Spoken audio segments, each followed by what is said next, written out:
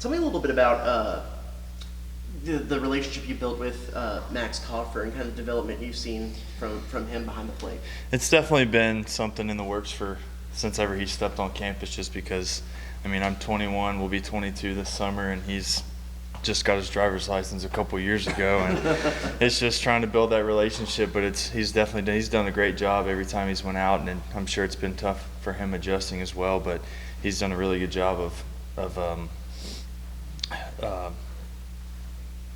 just doing a great job of just making strikes, and he's done a great job. What do you think has been his biggest improvements through the season, especially from the receiving, the defensive part of the? He's always been pretty good at blocking, and he's just him and Hank have been great all year. They've definitely gotten better, and it's just always they're always just getting better. And I can definitely see whenever he's framing or blocking, and I have all the confidence in the world just to throw a ball, and I know that he's going to block it. What do you think has been the key to your personal success and pretty much any role they want to put you in?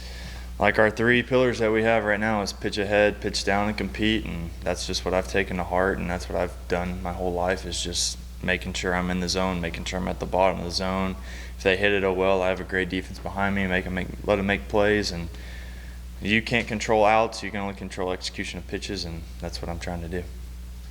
The success you're having, how much are other guys on the pitching staff kind of been talking to you and trying to figure out what's working and trying to apply that to their personal game? Yeah, they're trying to just pick apart my brain, just how I go at pitches, and it's almost I'm at a time on the mound. It's just I don't even worry about the pitch before. It's just whatever's that pitch or whatever I get called on my wristband is what I'm focusing on, because I don't want outside noise. I know at Arkansas it was kind of rough. I got spinning a little bit, but I know that's behind me now. I just got to focus on the series that we have coming up and taking it one pitch at a time, one breath at a time, and executing pitches.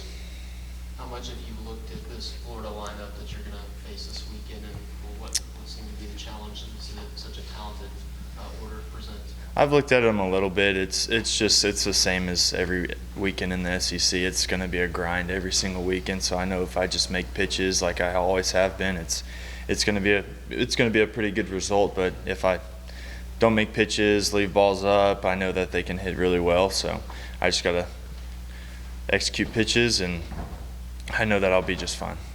As a pitcher, how impressive is it to see a guy like Dave Gott have success both on the mound and at the plate?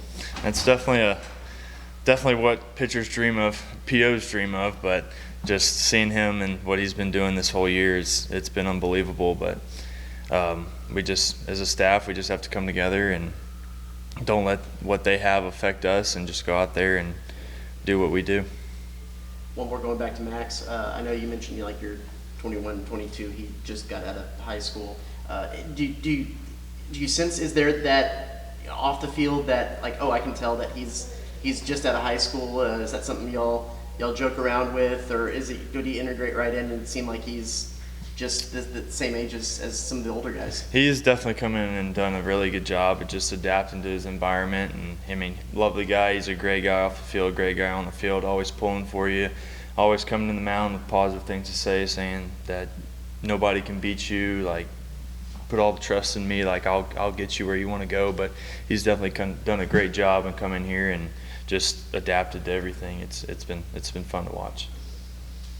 Some of the power threats they have, is there any sort of balance? I know you want to execute whatever pitch you're trying to do, but I guess I don't know if there's situations where a guy in particular you say, okay, if I'm gonna miss, I have to miss a certain spot. I can't leave it here. Do you have to balance anything?